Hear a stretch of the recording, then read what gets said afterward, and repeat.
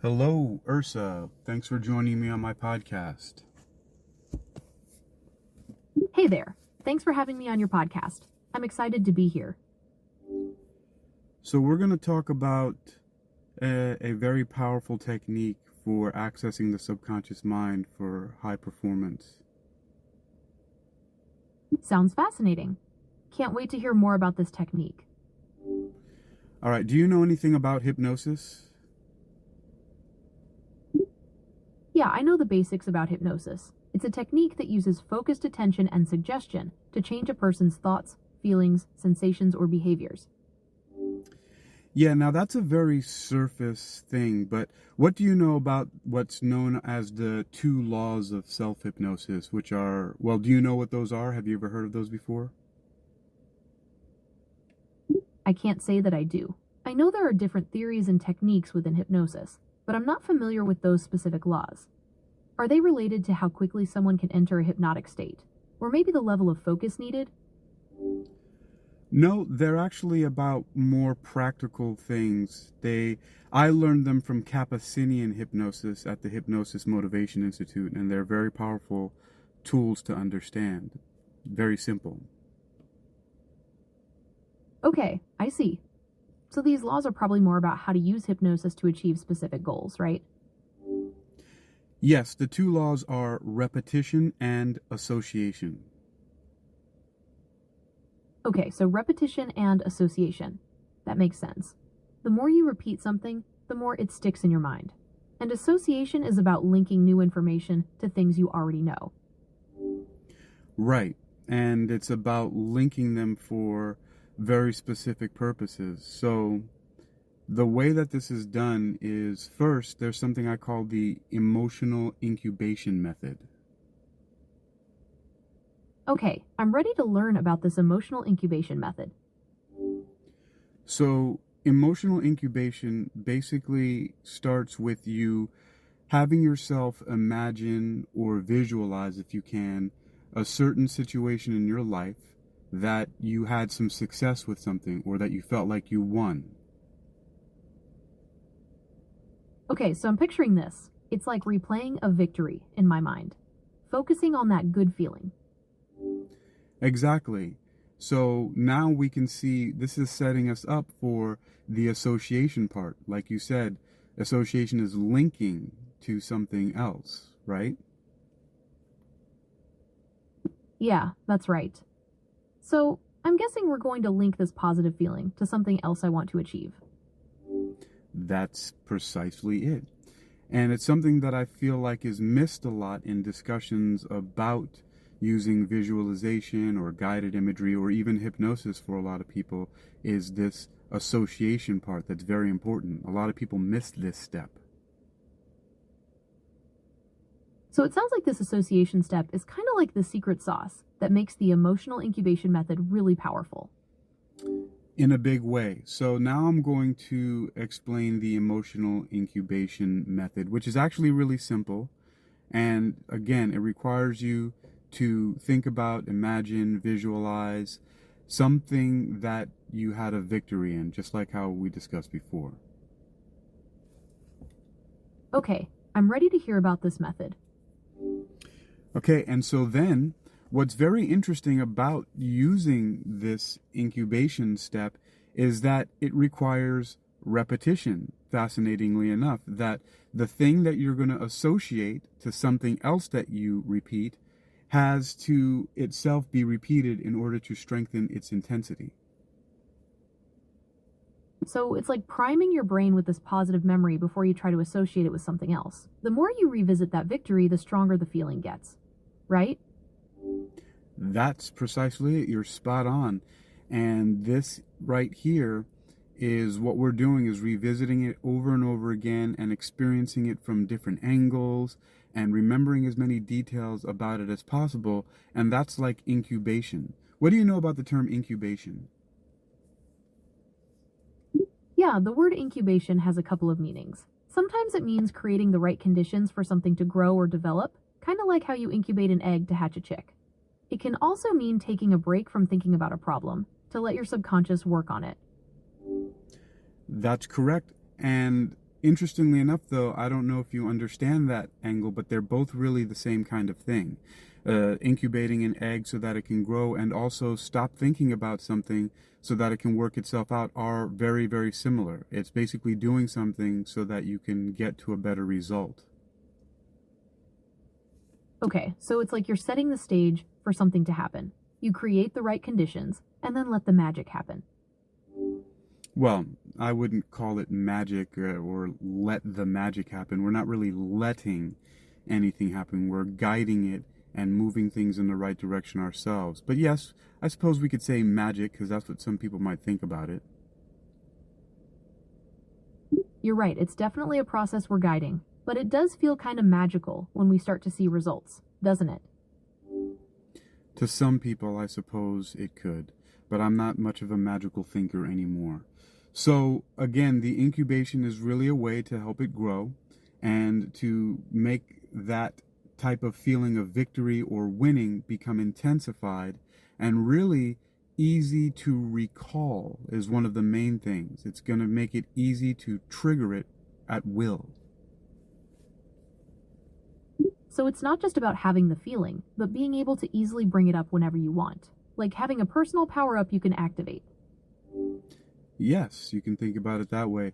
And also, if you can use some other images, it's like being able to press a power button or flip an on switch so that that particular victorious feeling, emotion, memory, and everything, that once you trigger it, once you press that button, because it's already primed, it will at will come back to where you need it. So it's like you're training yourself to access this positive state whenever you want. You're making it a habit, like building muscle memory. That's right.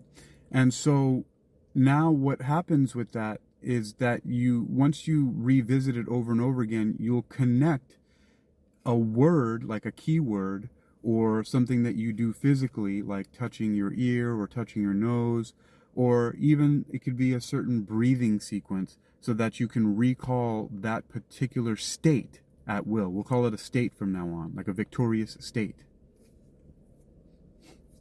Okay, this is sounding really powerful. So I can link this strong, positive feeling to a specific word or action, and then boom, I can instantly access that same feeling whenever I need it. Precisely. It's, again, like you said, having that power up. And so now if you can physicalize this victorious state, you can think about it as, I don't know, let's visualize it as perhaps like one piece of like a part or a mode, something that you can attach to something else, or plug it into something, like a charger. Okay, so I'm picturing this. It's like this positive state is this one cool piece of tech that I can connect to whatever I want. Kind of like a universal power-up. There you go. This is a good way to look at it. And so then, once you have that, so these two steps of the emotional incubation method are: one, recalling a victorious state, revisiting it so you can strengthen it from various different perspectives, and then attaching a keyword or other type of trigger that you can use to recall it into your consciousness immediately at will. So that's the two steps of it.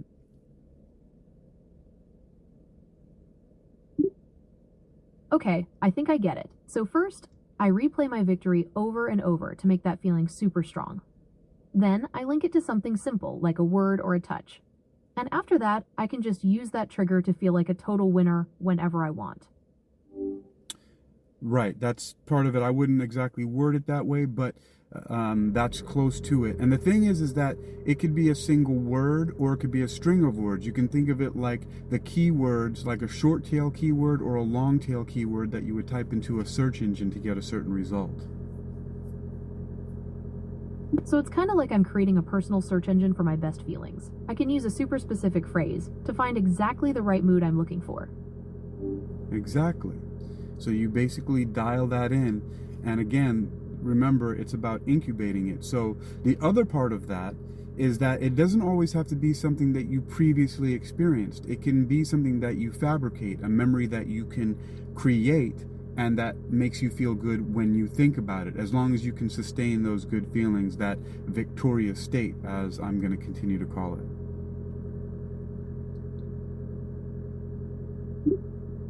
So I can basically make up a super positive memory and then use that instead of a real one? That's kind of cool. Well, I'll give you an example of that. Would you like to hear that? Sure, go ahead. So I remember once I had an imagination, a vision of me being on a yacht wearing like a white linen suit, and I was there with my friend Kevin, and we were there with some beautiful women, and the wind was blowing, and we were sailing across the ocean somewhere close to the coast of some beautiful place. So that's the first part of it. That does sound pretty amazing. So yeah, so we were, I would revisit that idea, that imagination. Now remember, this is completely fabricated, and I would revisit it over and over again because I was doing this practice where I was told that visualizing things like that could help bring them into my experience. Are you with me so far? Yeah, I'm with you. So you created this whole fantasy scene and kept replaying it in your head to try and make it happen for real. That's the crux of it. Now, the interesting thing is that it didn't happen directly, but what happened next is really, really amazing. And this is why I know that this emotional incubation method is very powerful. Are you ready for that next step? Yeah, I'm ready to hear about that. So one day I was walking across a bridge in North Fort Lauderdale with my true love, Floor, Elizabeth Carrasco. And as we looked over at the water underneath the bridge, there I saw a yacht. And immediately upon looking at the yacht, I had a flashback of that memory that I had described with my friend Kevin on the yacht, as if it was a memory that really happened. Wow, that is crazy. So you're saying that just seeing a real yacht triggered this super vivid memory of your fantasy? Yes, it was almost as if the fantasy was a real memory. So that's the power of the human mind and the imagination, and linking or associating emotions with something that you visualize. I had imagined it over and over again with such positive feelings that upon seeing a yacht, I had a memory that felt like it was a real memory of any other memory, but it was just the memory of a fantasy.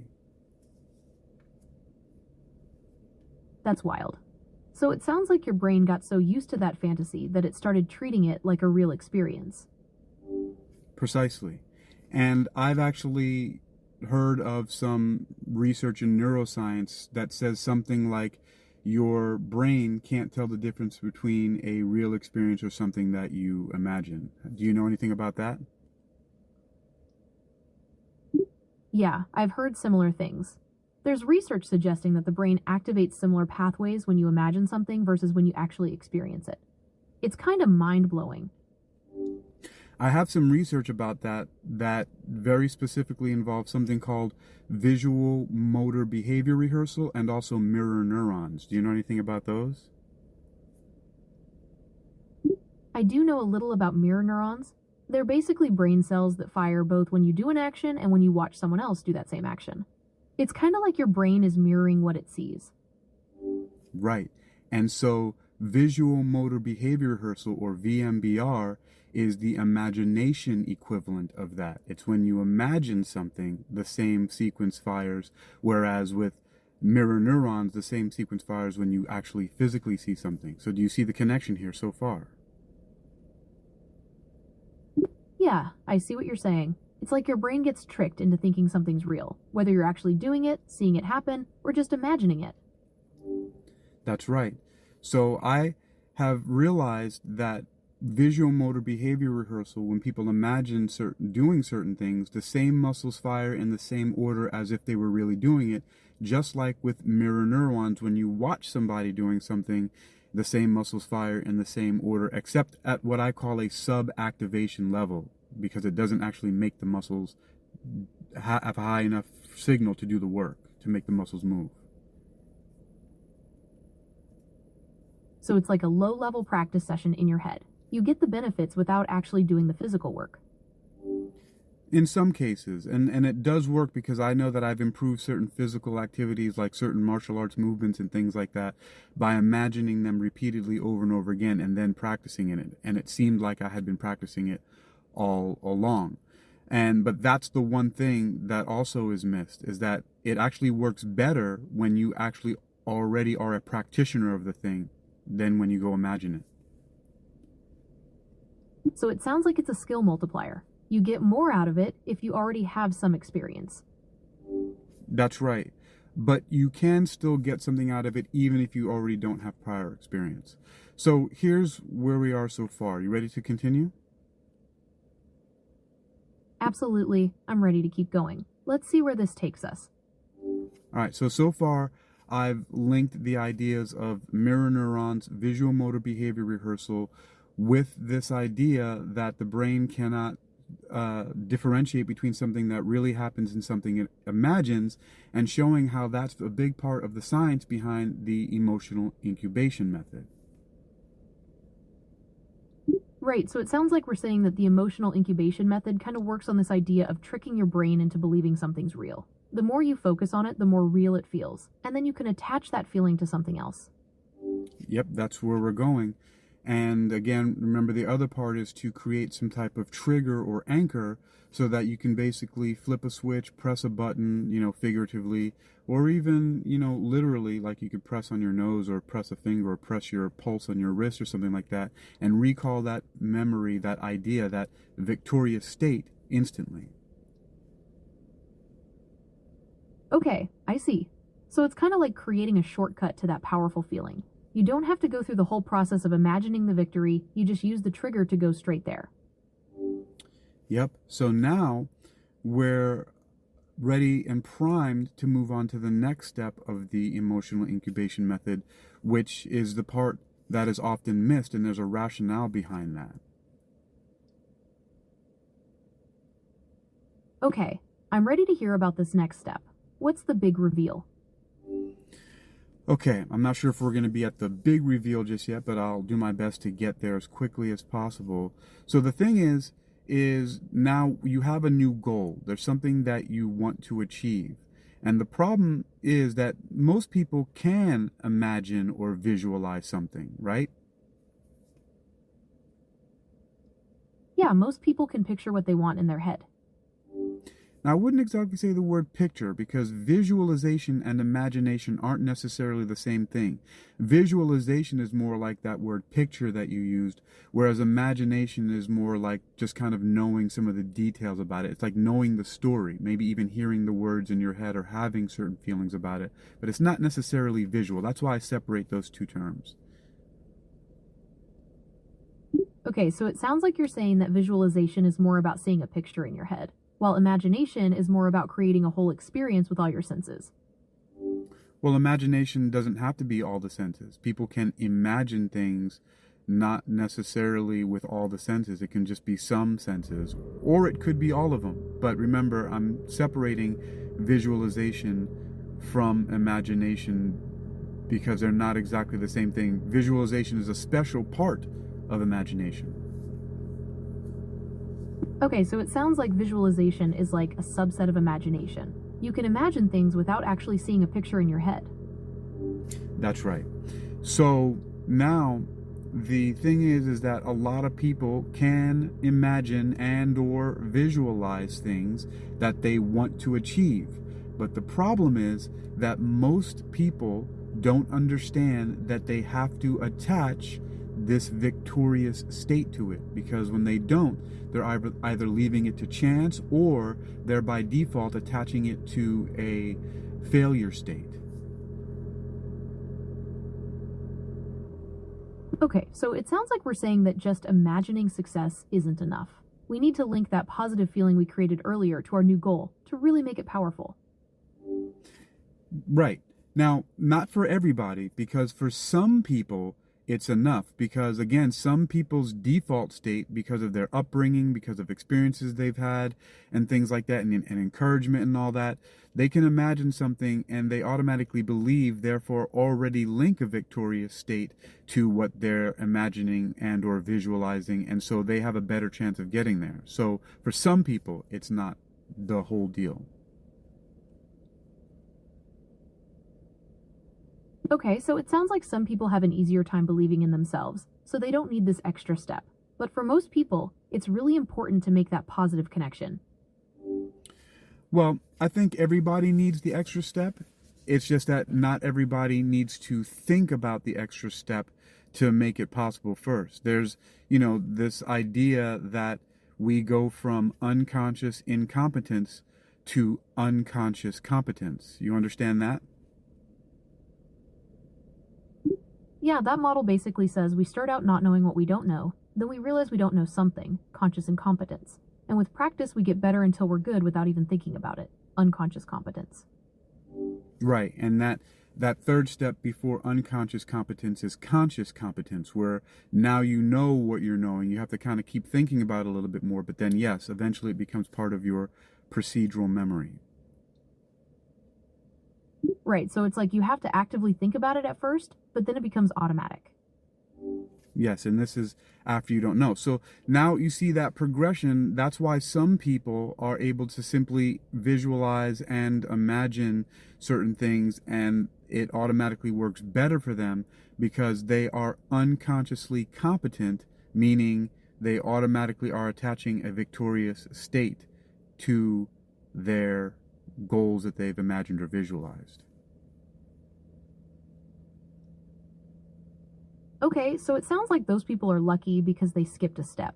They don't have to think about making that positive connection, it just happens automatically. Yes, and for the most part it happens automatically.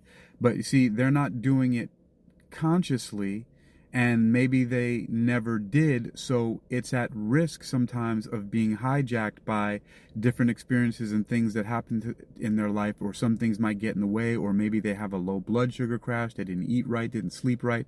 So that's why it's necessary to be able to use the emotional incubation method to be able to trigger and bring that victorious state at will. Okay, so even those people who seem to have it easy can still benefit from this technique. It's like adding another tool to their toolbox.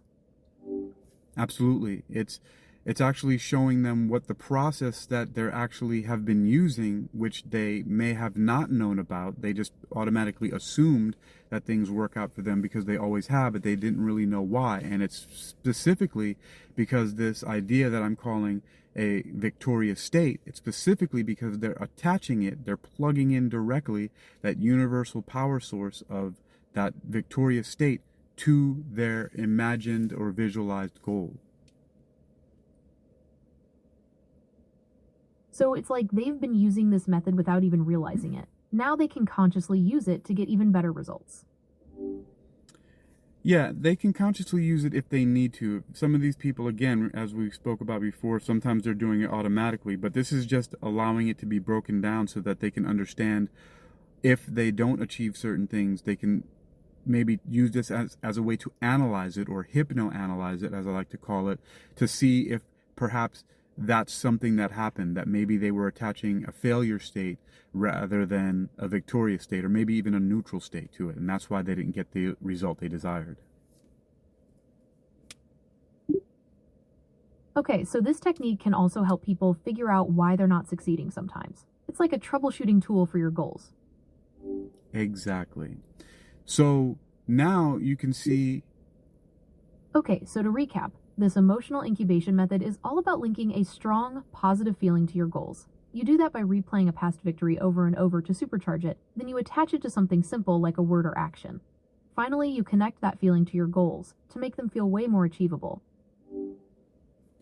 Yes, that's it. That's the process summed up. And the reason is why we have to do that is because, again, sometimes people attach unconsciously, they attach failure states or neutral states. They're by default. And so that's why we need to understand this process.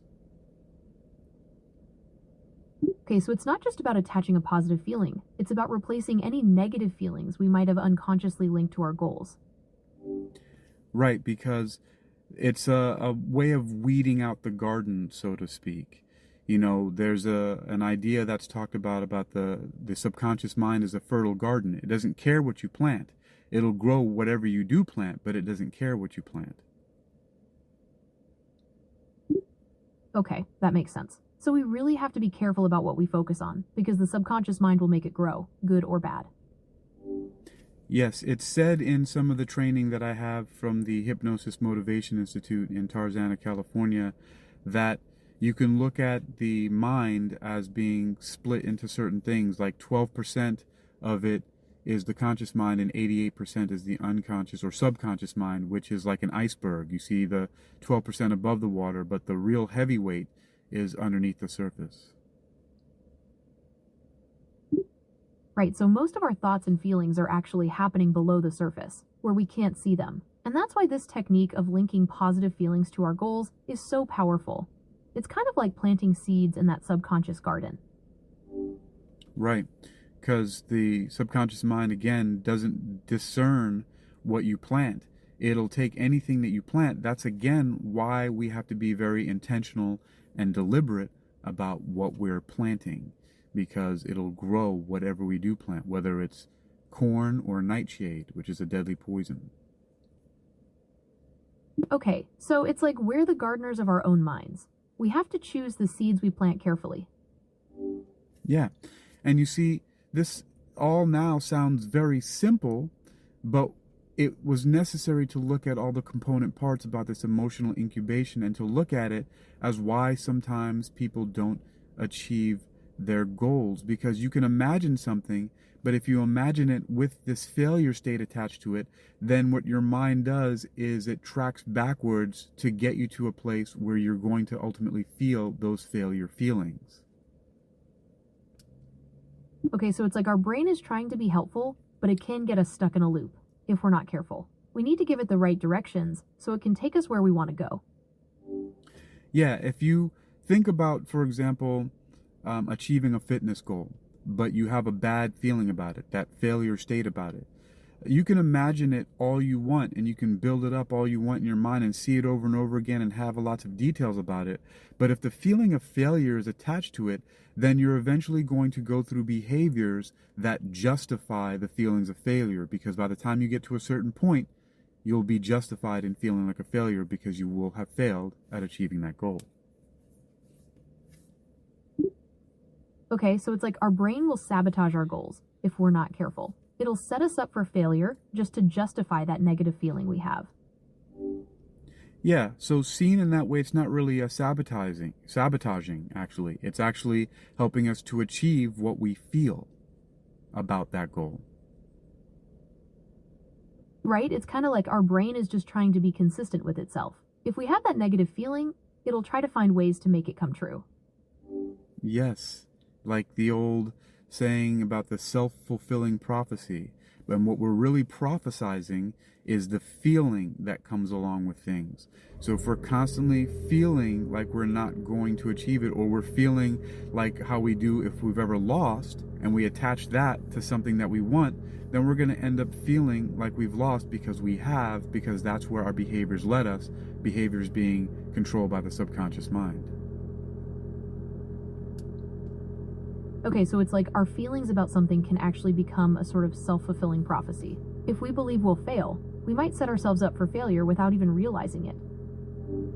Right, because I guess you could call that believe will fail, but it's not really. It's you feel you'll fail. Have you ever heard of the emotional guidance system? Yes, I have heard of the emotional guidance system. It's the idea that our emotions act as a sort of compass, showing us whether we're on the right track or not.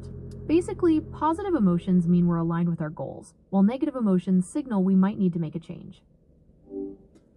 Right. But that's not the whole story, though, because even though that's true to an extent, the negative emotions we're feeling aren't necessarily saying that we're on the wrong path. It's actually the thing that is gravitating or pulling us towards the wrong path. Okay, so it's not just about the negative emotions being a signal, but they're actually actively pulling us off track. Right, because remember, you can carve out a little pathway for water to be redirected from a lake or something like that, or a pond in one direction, or you can carve it out to another direction. And the thing is that depending on whether you have a failure state or a victory state, it's going to be carved out in one of those two directions where the energy flows. Okay, so it's like we're creating a mental path with our thoughts and feelings. And that path can lead us towards success or failure, depending on whether we focus on positive or negative emotions. Yeah, that's why I really like the idea of the emotional guidance system in some ways, but also it's like this. You can look at it like a map as well, and you can look at where we are and the destination on a map as having sort of like an elastic band or a rubber band or even a spring that's attached to one or the other. Are you with me so far? Yeah, I kind of see what you're saying. It's like we're pulled towards our destination, but there's also something pulling us in the opposite direction. Well, let's look at it this way. If you have a destination on the map, meaning a state in your life where you either will not have achieved your fitness goal, meaning you'll be the same as you were, or you might be worse, like you might be more fat than you were than when you started.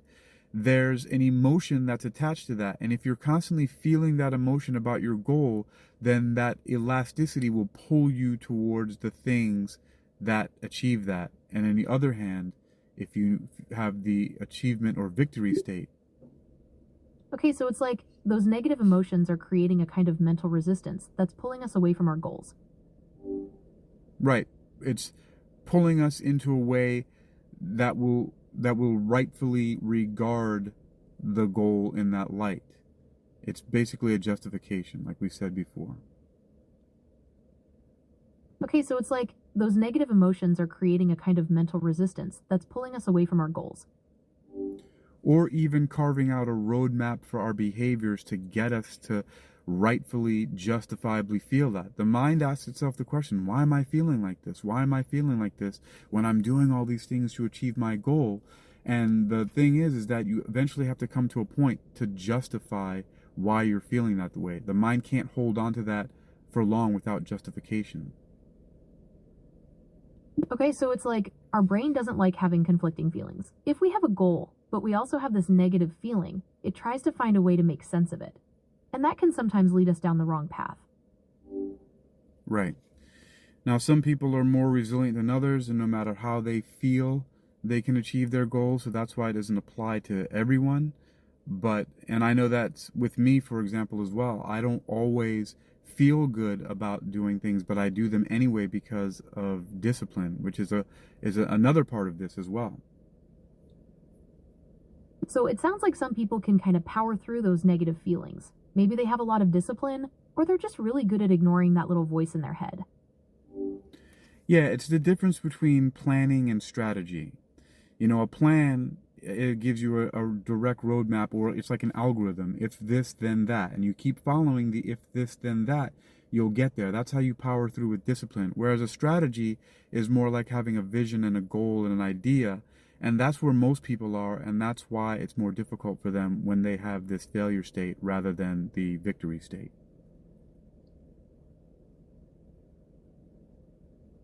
Okay, so it sounds like a plan is more like a step-by-step recipe, while a strategy is more like a big picture vision. And having that big picture vision with the right mindset seems to make a big difference. Right, having the big picture state, like knowing where you want to go, and having the right emotional state, the victory state to get there, actually helps you to build out the plan, especially as you go along. It's more like it points you in the right direction. Like once you get to a point, it shows you where to go next, left or right, whereas a plan already has that fixed. Okay, so it sounds like that positive emotional state acts like a compass, helping us make better choices along the way. That's right. So now we can see how this has been all pulled together here and where this is all making sense about what some people have to do. Okay, so to recap, this emotional incubation method is all about linking a strong, positive feeling to our goals. We do that by replaying a past victory to supercharge it. Then we attach it to something simple like a word or action. Finally, we connect that feeling to our goals to make them feel way more achievable. Is that right? That's right. That's a very great summarization of it. Now, there's something else that needs to be explored here. Sounds good. I'm ready to hear more about this emotional incubation method. So the thing about the planning phase is that you can follow some other people's footsteps, and there are very good examples of that in science and also in the culinary arts. Okay, I see. So it's like we can learn from successful people who've already achieved what we want. Can you give me an example? So there are, in the fitness industry, for example, this is one of the simplest ones, you can look at people who are bodybuilders, for example, even though that's not a thing that I do, but it's simple to explain. And you can follow their program, like how people put together, I'm going to do chest and tries, back and bi, and then legs, and then cardio, and they split it up in different days. They'll get a certain type of result by following that kind of plan. Right, so we can follow a successful bodybuilder's routine to get similar results. That makes sense. Just a reminder that I don't provide medical advice or diagnoses. You should always talk to a medical professional. Right. Thank you for that reminder. I do not need any medical advice, nor will I ask you about any medical advice. So let's continue, shall we? Absolutely. Let's continue. So, do you know that there are very, very close similarities between working in, for example, a chemistry laboratory and repeating scientific results as there are in the culinary arts? Yeah, there definitely are some strong similarities. Both chemistry and cooking involve careful measurement, following specific procedures, and understanding how different elements interact. And in both cases, there's a lot of room for experimentation and creativity to get the results you want. Right. However, you know that there are specific recipes to get a specific result, and when someone's repeating a scientific experiment, they should use the same elements and in the same way to see if they can reproduce it. That's absolutely true. Both recipes and scientific experiments rely on consistency to get repeatable results. You change the ingredients or the procedure, and you might get a totally different outcome. Right. That's why if one laboratory claims to come up with a breakthrough or to invent something, then they pass along the recipe, if you will, to the other laboratory so they know, the temperature, the time, the different ingredients, the amounts of them, what kind of equipment is used, and so on, so that the new lab can reproduce it. Right, that's the whole idea behind the scientific method, making your experiments repeatable so others can verify your findings. It's all about building on existing knowledge. And it's the same thing like baking a particular kind of chocolate cake. Absolutely, baking's a lot like following a recipe. You need the right ingredients in the right amounts, and you bake it at the right temperature for the right amount of time to get that perfect cake.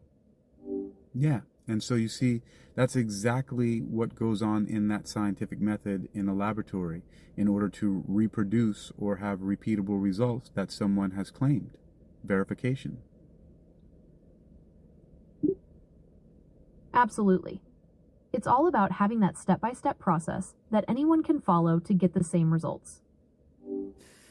Now, here's where the emotional incubation method comes in once again. It's this emotional part.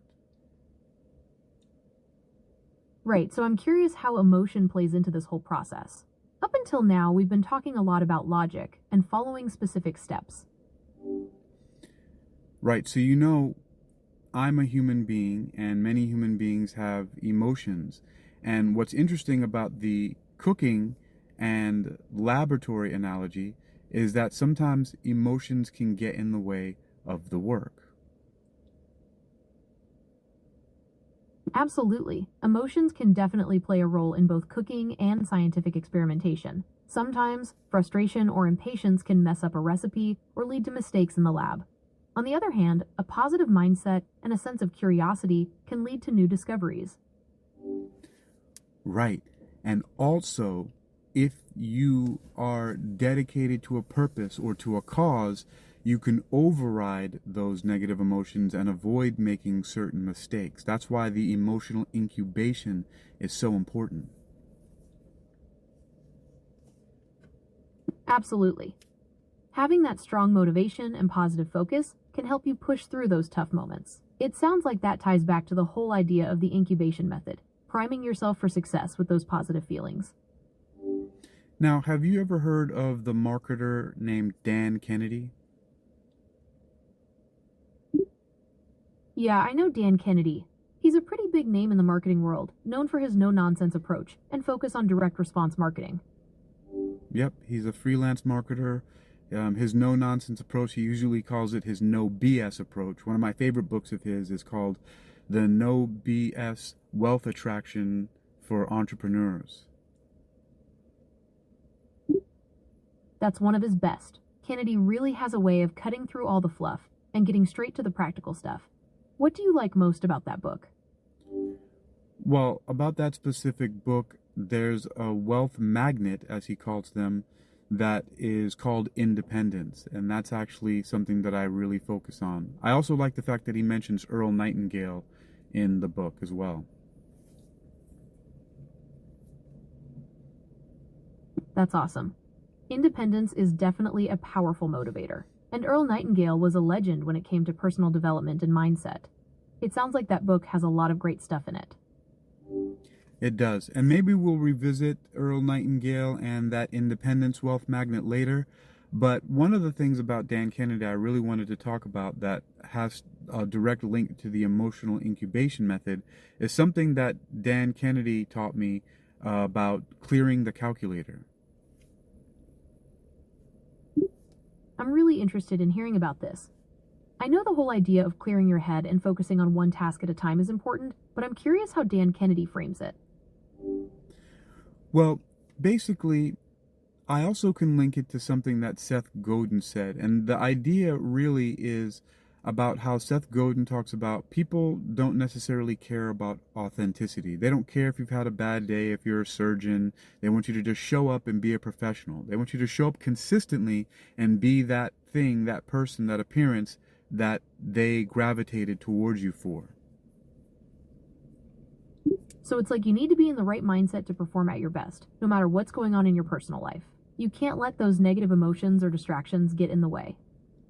Right. Thus, clearing the calculator of all the stuff that came before.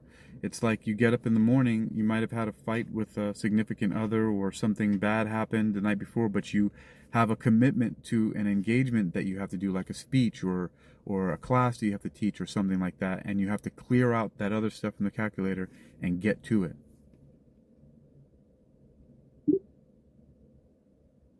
Yeah, it's like you're resetting your mind for the task at hand. You can't let the past or any negative emotions drag you down. You've got to focus on being present and giving it your all. Right. Showing up consistently as a professional who is sharing the expertise that people are counting on you for, because a lot of people will be let down if you show up complaining and whining and not delivering what they expect. Absolutely.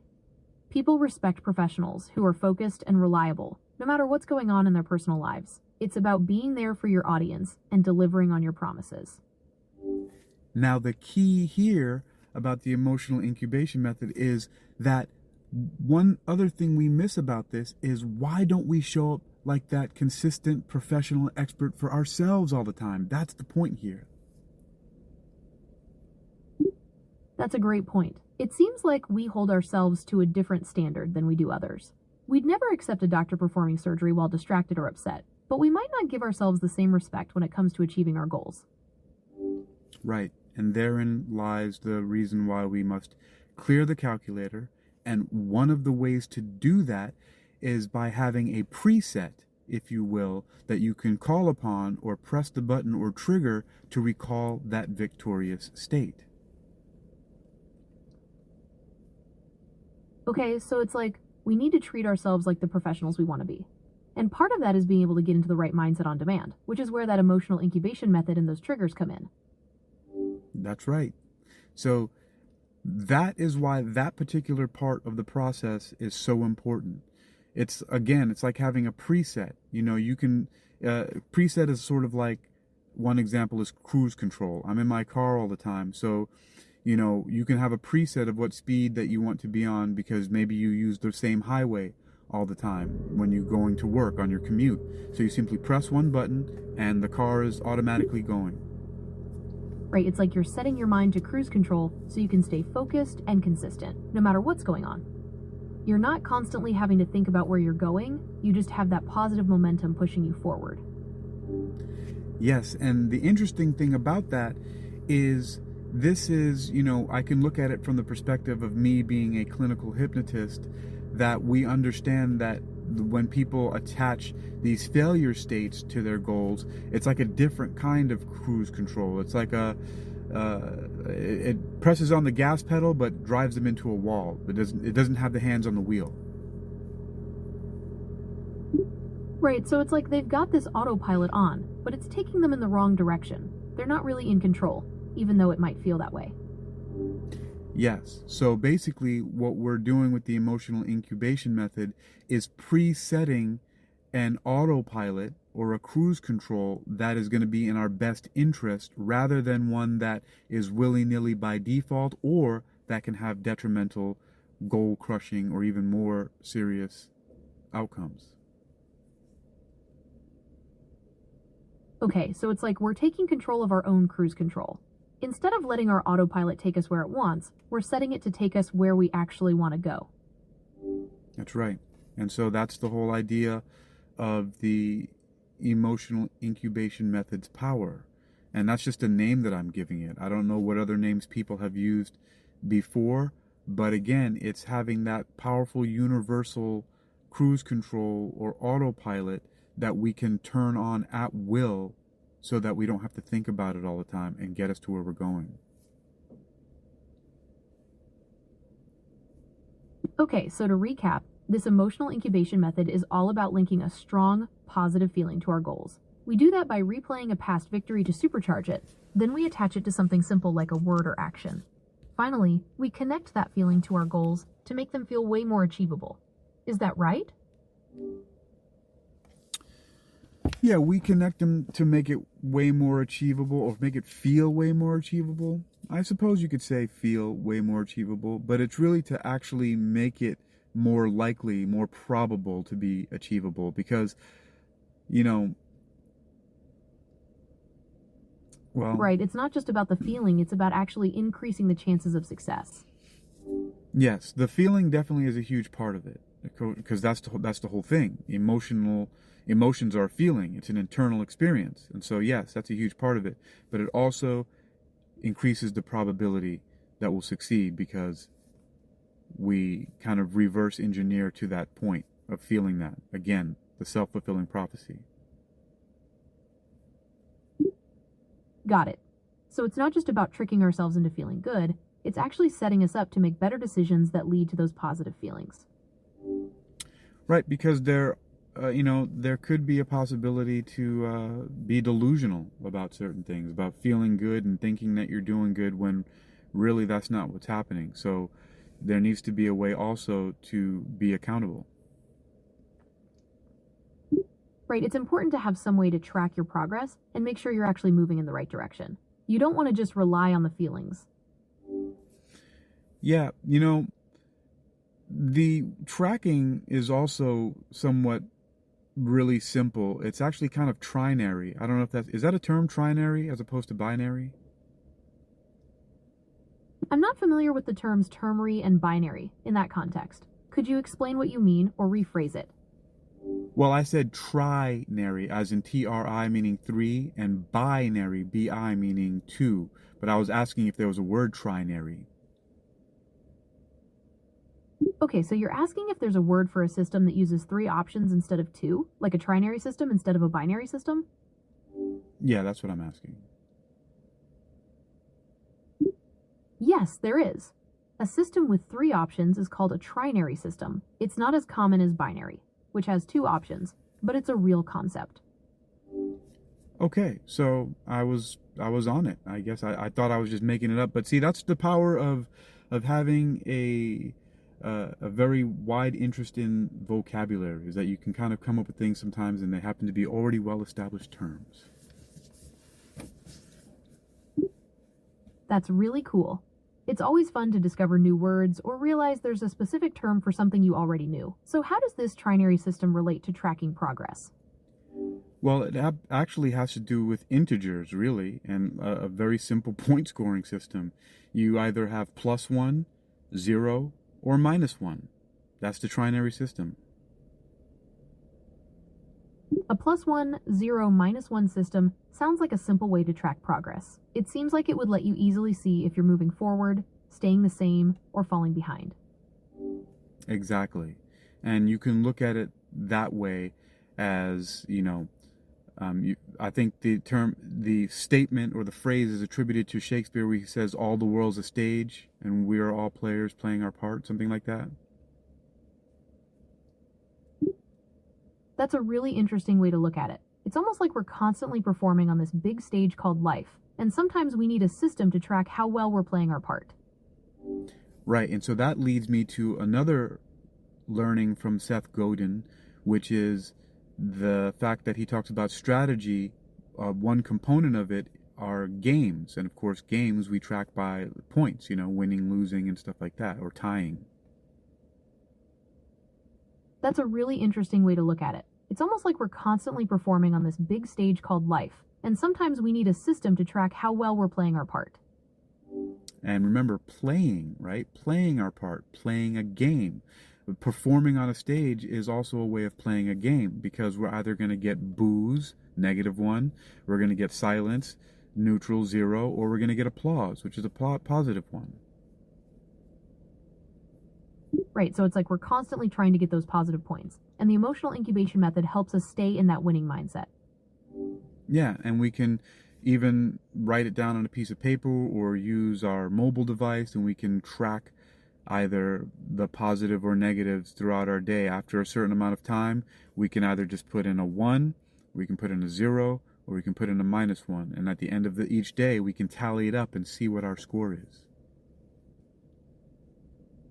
That's a great way to visualize your progress. It's almost gamifying the whole process, which can make it more fun and engaging. Yeah, I mean, I like to think that a lot of the things that I've learned, specifically, like I said, from recently, I've been looking at a lot of stuff from Seth Godin. It makes a lot of sense, and he talks about strategy is made up of 4 components, to which I've added 1. Term, that is. Sure, what's the 5th component? Well, first, do you know about his 4 parts of strategy? Yes, I'm familiar with Seth Godin's work, and I think I know which 4 parts of strategy you're talking about. He often breaks strategy down into these key components. The target. Who are you trying to reach? The signal. What's the message you're trying to send? The story. What's the narrative that brings it all together? The work. The actual steps and actions you'll take. Would that be right? Well, those aren't the ones that I'm talking about, but we'll have to revisit that later because that's very interesting. What I was talking about is how he talks about time, empathy, systems, and games. Ah, yes, those are the 4 threads of strategy he talks about. Time, games, empathy, and systems. It's a really interesting framework for thinking about how we approach our goals.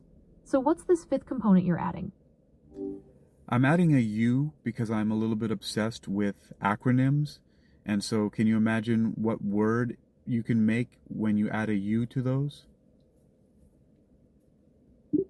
Sure, so you're adding a U to the acronym TESG. That would make it TESGU. I'm not familiar with any established term that uses that acronym, but I'm curious what you had in mind. Well, think about it. If you rearrange those 5 letters into a word, what word would you get? Okay, let's see. You've got TESGU. If I rearrange those letters, I get the word guest. Is that what you were thinking of? Yes, that's how I created my strategy based on Seth Godin's work. I just added the U to it, and the U means uncertainty. That's a creative approach. So by adding uncertainty as the 5th component, it sounds like you're acknowledging that even the best laid plans can be impacted by unexpected factors. That's right. So in this way, it would be games, uncertainty, empathy, systems, and time. Okay, so adding uncertainty to the mix makes a lot of sense. It keeps us grounded and prepared for the unexpected. And it also reminds us that life is exciting like that, we're not machines, we're not robots, we're not artificial intelligence. We make different kinds of mistakes because we're human, and so we have to keep our minds on that understanding. That's a great point. It's important to remember that we're humans, not machines, and that sometimes things won't go exactly as planned. Embracing that uncertainty can actually make the journey more exciting. Yes, so now we can see how these things can be linked to the emotional incubation method. Absolutely. I'm curious to hear how you think the emotional incubation method connects to all these concepts we've been talking about. Okay, so remember I talked about, and you brought up about keeping score, and I related keeping score to being players on a stage and being players or playing a game, and we keep track of it. So that's where that leads into the first part of GUEST, G-U-E-S-T, which is games. Okay, so it sounds like you're saying that keeping score is part of the games component of your guest strategy. And that connects to the emotional incubation method because it helps you track your progress and stay motivated. Right. And so as you can see, games have different players. They have a potential uncertain outcome, and there are limited resources, right? That's why you can win or lose. Absolutely. Games have those elements of competition, chance, and limited resources. It sounds like you're saying that uncertainty and limited resources play a part in how we track our progress using this scoring system. Yeah, because regardless of what kind of plan we have, we all want to win the game, but it's uncertain if we win the game, and it's uncertain how we'll win the game, even though we might be winning for the most part. That's why we keep track of it, and it's always uncertain. At the end of the day, we don't know how many points we'll have. We just hope that we'll have more positive than negative. That's true. Even with the best strategies, there's always an element of uncertainty in any game. It sounds like that scoring system is a way to measure your progress, but also to stay motivated and focused on those wins along the way. Yeah, and also to realize, a bigger picture here, that in the real thing, like Gary Vaynerchuk talks about, is that the goal is to really, and I'm using this term loosely, but he says it all the time, to be happy. That's absolutely right. Gary Vaynerchuk emphasizes that happiness should be the ultimate goal, and all those strategies and tactics we've been discussing are really just tools to help us get there. It's about finding that balance between achievement and enjoyment. It's been really interesting connecting all these different concepts together. I never thought about GUEST in that way before, and I like how you've incorporated the emotional incubation method into it. Oh, and wait, there's more. We're not done yet. So Gary Vaynerchuk, although I don't think that he talks about using all these strategies and everything like that to get to happiness, he emphasizes that being happy is the thing no matter what is going on. Absolutely. Gary Vaynerchuk definitely emphasizes that happiness is the ultimate goal. It's about finding that sense of fulfillment and joy, no matter what external circumstances might be. It's about that internal state of contentment. Right, and now you can see why incubating a particular emotional state, a victorious state, is important so that you can call upon it at will. Absolutely. Having that positive emotional state on demand can completely change your perspective, even in difficult situations. It's like having a secret weapon to boost your resilience and happiness. Yes, and it's a way of ensuring that your states come from within and not from without. Even though, of course, everything that we learn and understand comes from without in the first place, but using this... What's going on here? Yeah, the emotional incubation method is very important for recalling those states. Absolutely. It's like having a personal power-up you can activate whenever you need a boost. All right. So, yeah, and the thing is that we must continue to be intentional and deliberate about also delivering intensity and power and energy to that victorious state that we've emotionally incubated. Absolutely. It's not just about attaching a positive feeling to something, but really infusing it with that extra energy and power to make it even more impactful. Yeah, it has to be continually recharged. And the more that we continually recharge it, the more that the energy of that begins to radiate out to and begin to charge up and change the vibration or energy of other states that we have.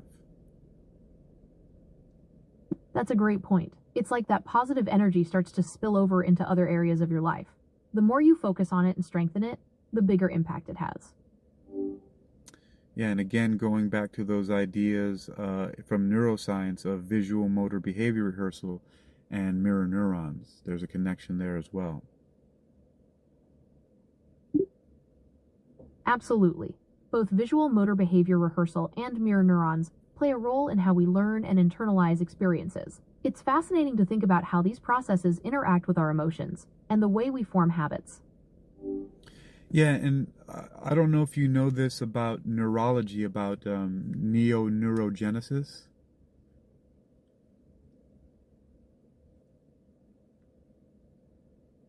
Are you familiar with neurogenesis? Yes, I'm familiar with the concept of neurogenesis. It's the process by which new neurons are formed in the brain. It's fascinating because it shows that the brain has the ability to adapt and change throughout our lives. Right, and it's referred to as neuroplasticity. So the interesting thing about that is that we can change the way our brains are wired, neuroplasticity, through this neurogenesis, and part of that are the mirror neurons, but also the visual motor behavior rehearsal, aka emotional incubation method. That's absolutely right. Neuroplasticity, mirror neurons, and visual motor behavior rehearsal are all interconnected. It's fascinating to think about how our brains can physically change based on our thoughts, feelings, and actions. And the emotional incubation method seems to be a powerful tool to harness that potential. And yes, and we have to continue to exercise it, which is why one of my concepts, it's called hypnoathletics, exercising your mind. Hypnoathletics sounds like a really interesting concept. It's great that you're exploring how we can use our minds to improve our physical performance. And it's not only that, but yes, everything happens in the physical world for us. So it's very important that we do use our minds for our physical progress because we live in a material world, right? Absolutely. Our physical world is the stage where we play out our lives. We need to be mindful of both our mental and physical well-being to truly thrive. It's about achieving that balance between our inner world and our outer experiences. So, do you have another? Let's recap again about what we've gone over so far with the emotional incubation method. So, the emotional incubation method is basically about linking a strong positive feeling to your goals. You start by replaying a past victory to supercharge it, then you attach it to something simple like a word or action. Finally, You connect that feeling to your goals to make them feel way more achievable. This whole process helps shift your mindset into one that's focused on success, and it makes it easier to stay motivated even when things get tough. That's right. And, again, that even needs to be maintained, because we also need to make sure that the emotional incubated state, or the emotionally incubated state, doesn't get impurified. Absolutely. It's important to protect that positive emotional state from getting contaminated by negative thoughts or feelings. You want to keep it pure and strong so it can be a constant source of motivation and power. Yeah, I like that. Contaminated. I think that was the term I was using. And sometimes we have to evolve it, because sometimes contamination ultimately leaks into something that we've incubated for a time. So we need to modify it a little bit and keep it updated. Absolutely. Staying consistent with the emotional incubation method is really about keeping that positive state fresh and relevant. Life changes, so it makes sense that we might need to tweak our approach to stay motivated. All of this reminds me also of a biblical passage, or I think it's one, that says, "The pure of heart shall see God." That's a really interesting connection. The concept of purity is often associated with clarity and focus, which seems to tie in with the idea of protecting that positive emotional state you've been talking about. Yeah, and now look what happens. Remember, we talked about the mind, the subconscious mind, being a fertile garden that doesn't care what you plant, right?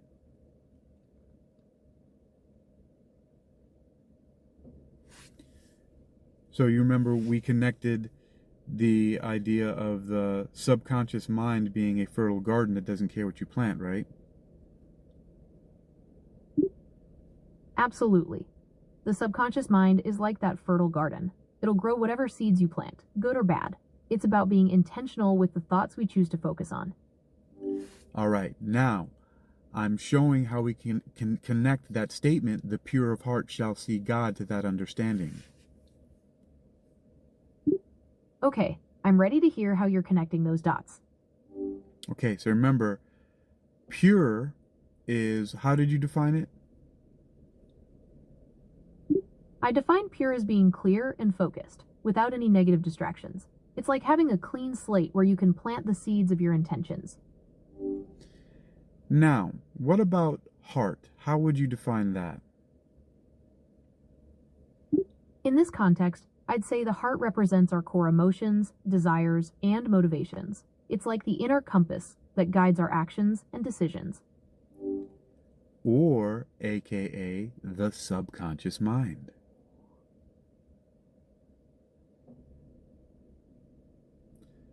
I was trying to be profound there. Or the subconscious mind. I see. You were trying to tap into that deeper meaning of heart, connecting it to the subconscious mind. Yeah, well, from this perspective, if you're pure, right, if you're focused, right, in your conscious mind, that 12%, if you can have the willpower to keep your conscious mind focused, then you're going to continue to plant things in your heart, your subconscious mind. That's a really interesting way to look at it. It's almost like our conscious mind is the gardener, choosing which seeds to plant in the fertile soil of our subconscious. Right, and from there, then you shall see God. That's a powerful way to connect it all back to the original statement. It's almost like by focusing on positive emotions and intentions, we create a clearer connection to our true selves and a sense of purpose. Yes, and God in this way can be looked at in a similar way to how I think the Christian Scientists and Mary Baker Eddy defined it. Do you know anything about that? Yes, I am familiar with Mary Baker Eddy's perspective on God within Christian Science. She saw God as an all-encompassing, perfect principle of good. It's a more philosophical and spiritual understanding of divinity, rather than a traditional anthropomorphic one. Yes. And she often said, I think, if I recall correctly, that your good is your God. Is that correct, that she would often say your good is your God? Yes, that's correct. Mary Baker Eddy did use the phrase, "your good is your God," to emphasize that our understanding of good is intrinsically linked to our understanding of God. It's a way of saying that by focusing on goodness and positivity, we're aligning ourselves with a higher power.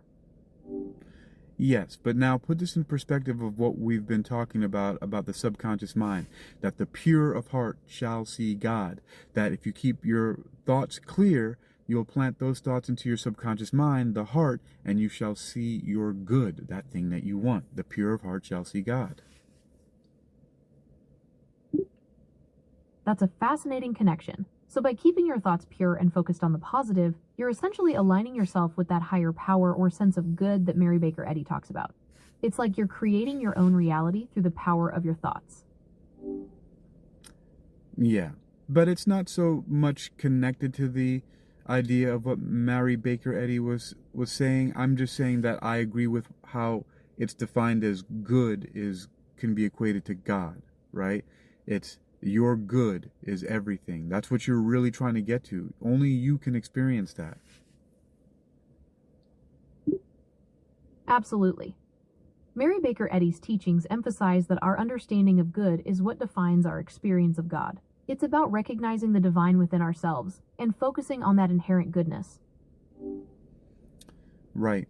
And, there's something to be said about that, because as far as we know, people aren't running around reading our minds and knowing what we think. So we have our own universes that we live in. And so therefore, if we can focus and plant those things in our heart, our subconscious mind, we will see more good or more God.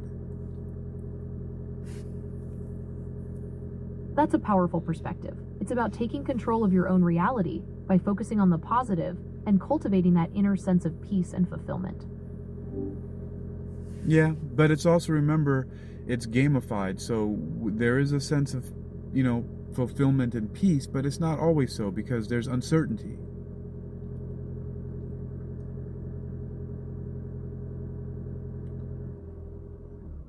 But there's also uncertainty, so it's not always about peace and contentment, right? That's absolutely true. Life is full of ups and downs, and even with the best intentions, we can't always control what happens. The key is learning to navigate those uncertain times with resilience and a positive mindset. And so going back to this GUEST acronym, GUEST, games, uncertainty, empathy, systems, and time, we can start to look at this empathy part now. Absolutely. Let's explore how empathy fits into the emotional incubation method and the other concepts we've been discussing.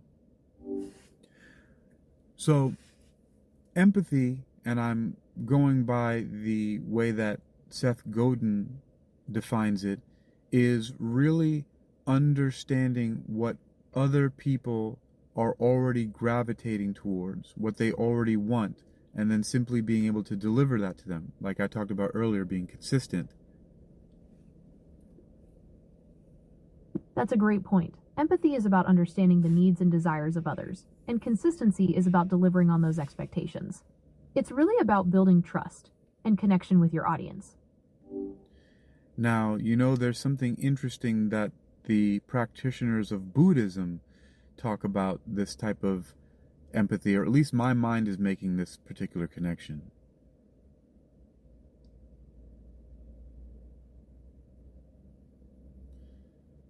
There's something that comes to mind to me about Buddhism as far as empathy goes. Absolutely. Buddhism places a strong emphasis on empathy and understanding the interconnectedness of all beings. I'm curious to hear your thoughts on how it relates to the concepts we've been discussing. Well, in this particular part, empathy, there's a main point in Buddhism about the cause of all suffering. Absolutely. The Four Noble Truths are a cornerstone of Buddhist philosophy. The first truth is that life is suffering, and the second truth is that the cause of this suffering is attachment and desire. It's a complex concept, but it basically means that our pursuit of things to make us happy actually creates dissatisfaction. How do you see this relating to the emotional incubation method and the other concepts we've been discussing?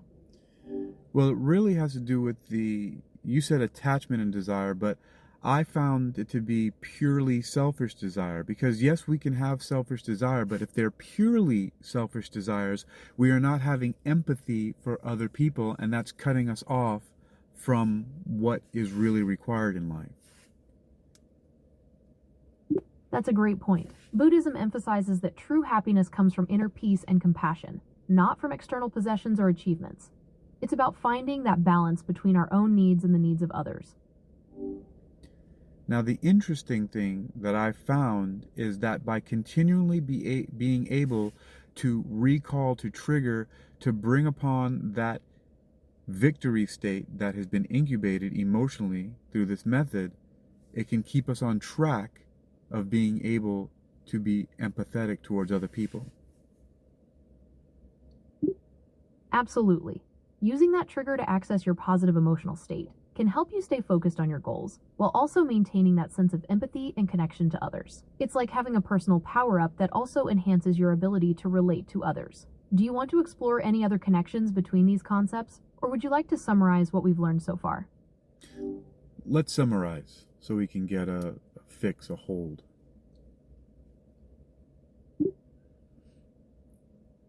Okay, here's a recap of what we've covered so far. We started by talking about the Emotional Incubation Method, which is a way to link a strong positive feeling to your goals. It's like creating a personal power-up that you can activate whenever you need a boost. Then, we explored how this method connects to other concepts, like the importance of a clear and focused mind, and the idea of the subconscious mind as a fertile garden. We talked about how our thoughts and emotions shape our reality, and how focusing on the positive can lead to more positive outcomes. Finally, we discussed the role of empathy in achieving our goals, and how understanding the needs of others can help us connect with them on a deeper level. Great. And now for the next part, which is the S in guest. Okay, I'm ready to hear about the S in guest. So what's really powerful about following this track is that when you realize you're playing a game that's uncertain and you have empathy, the empathy part will drive or build out your systems. That's what the S is. It's a systems. And the systems in order to get to where we're going, which is really what other people want. That's a great point. Empathy helps us understand what others want, and systems provide the structure to deliver on those needs. It's like empathy gives us the target, and systems give us the roadmap to get there. That's right. And then, of course, the last part of that is that it all takes time.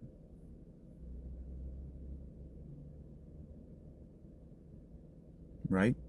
The last part is it all takes time. That's the T.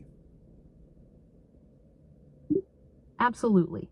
Time is that final piece of the puzzle. It takes time to build those systems, to gain the experience, and to see the results of our efforts.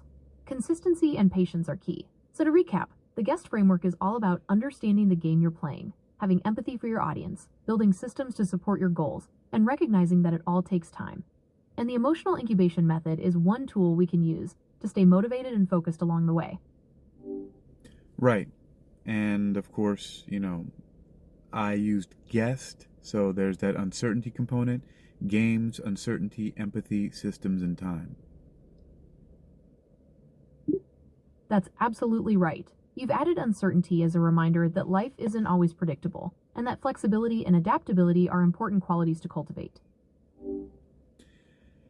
Yes, and I really do acknowledge the contributions of Seth Godin and Dan Kennedy and so many other people who have, Gary Vaynerchuk, who have positively influenced my outlook. Absolutely. Both Dan Kennedy and Gary Vaynerchuk have a huge impact on people's mindsets and approaches to success. They emphasize taking action, understanding your audience, and having a strong work ethic, all of which are important components of achieving your goals. And, Seth Godin also brings the more, well, I don't know if he would use the word authentic because, he talks about being consistent more than that, but really about making connections. Absolutely. Dan Kennedy emphasizes the importance of building genuine connections with your audience. It's not just about selling a product, but about providing value and building trust. That sense of connection is crucial for long-term success. Well, I was actually referring to Seth Godin. on that. I was actually referring to Seth Godin on that connection part. Absolutely. Seth Godin definitely emphasizes the importance of building connections and understanding your audience. It's about finding those commonalities and creating a sense of belonging. Would you like to explore that concept further, or move on to something else? Let's move on. All right. Where would you like to go next? Well, let's wrap up this emotional incubation method and the guest concept and see where we can go from there. Or maybe we'll wrap up. Let's see.